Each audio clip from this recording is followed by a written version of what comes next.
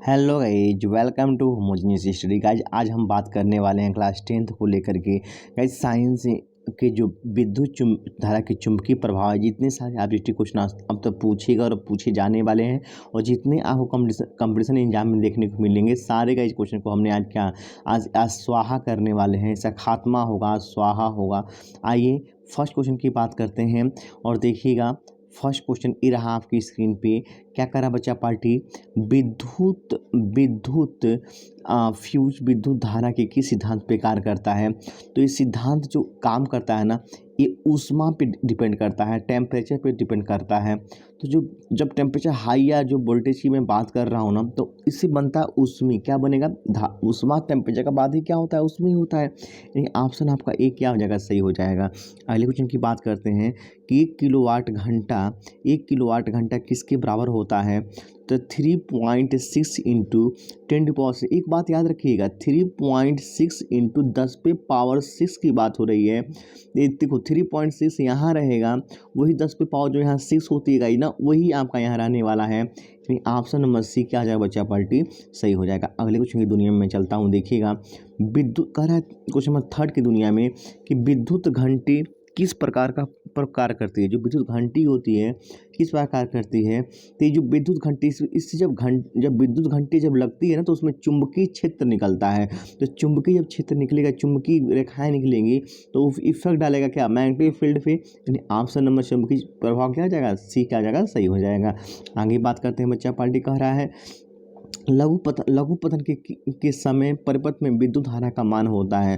तो जो लघु जब पतन होता है, जितना जो परिपथ जितना छोटा होगा ना, जितना छोटा होगा ना, जो परिपथ जितना छोटा होगा ना, उसमें उतना ही धारा का मान क्या होगा? अधिक होगा। जितना बड़ा होगा उतना छोटा होगा, यानी बहुत कम होगा। तो जो यहाँ पे क्या कह रहा है? छोटा है तो बहुत अधिक होगा। नहीं, ऑप्शन नंबर सी क्या हो जाएगा आपका? सही हो जाएगा। आगे चलिएगा। डायनमो का सिद्धांत आधारित है। तो जो डायनमो का जो सिद्धांत आधारित है ना, ये विद्युत चुंबकीय प्रेरण पर आधारित है। ऑप्शन नंबर ए क्या हो जाएगा? सही हो जाएगा। डायनमो विद्युत चुंबकीय प्रेरण के सिद्धांत पे। आगे चलते हैं गुरु।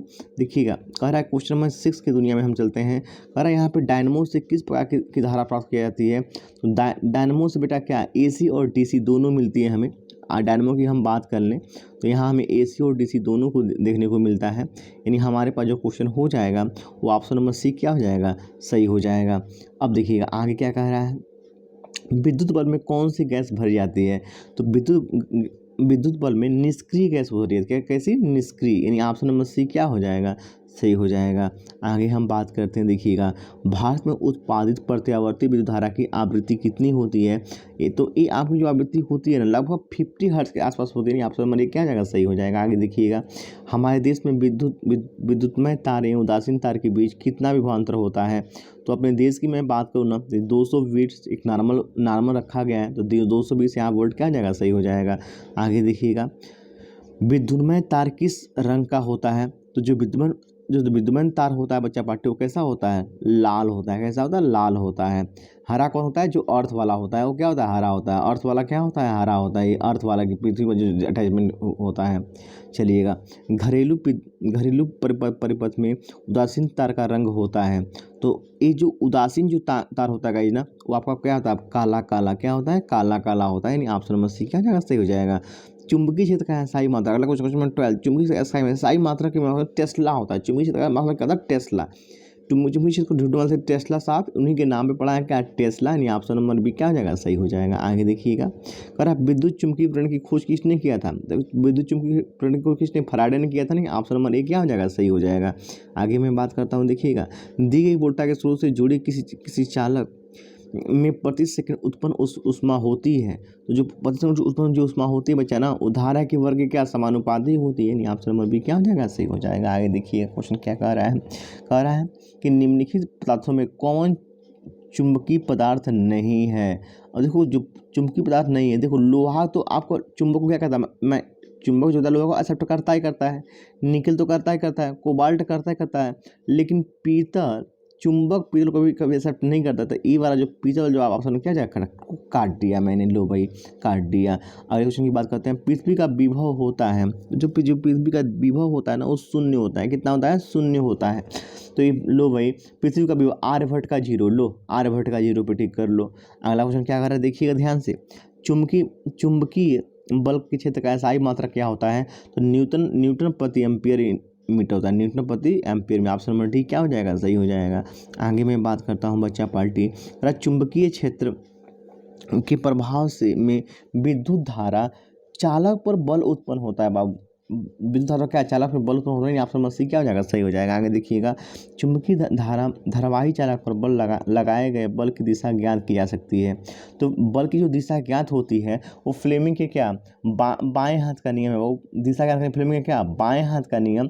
तो ऑप्शन नंबर ए क्या हो जाएगा? सही। अगर गति की बात करेगा तो फ्लेमिंग का दाएं हाथ का नियम, लेकिन यहाँ पे किसकी बल की बात हो रही है? किसकी बल की? क्या हो जाएगा? फ्लेमिंग के बाएं हाथ का नियम हो जाएगा। आगे मैं बात करता हूँ, समझने की कोशिश कीजिएगा। क्या कह रहा है? विद्युत मोटर में को चलाया जा सकता है।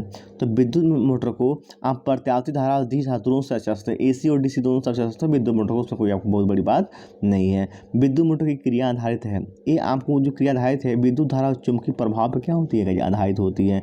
अगले क्वेश्चन की मैं बात करता हूँ और देखिए अगला क्वेश्चन क्या कर रहा है। कह रहा है यहाँ से मैं बात कर लूँ डायनमो के द्वारा बदला जाता है।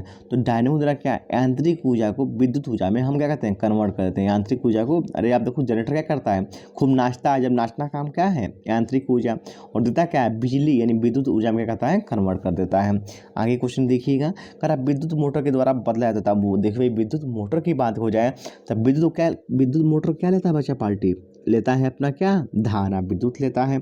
और देता क्या है? नचाता है ना भाई ना, तो पानी नहीं चढ़ता है। ये नाचना क्या है? यांत्रिक ऊर्जा है। यानी ऑप्शन नंबर क्या हो जाएगा? सही हो जाएगा।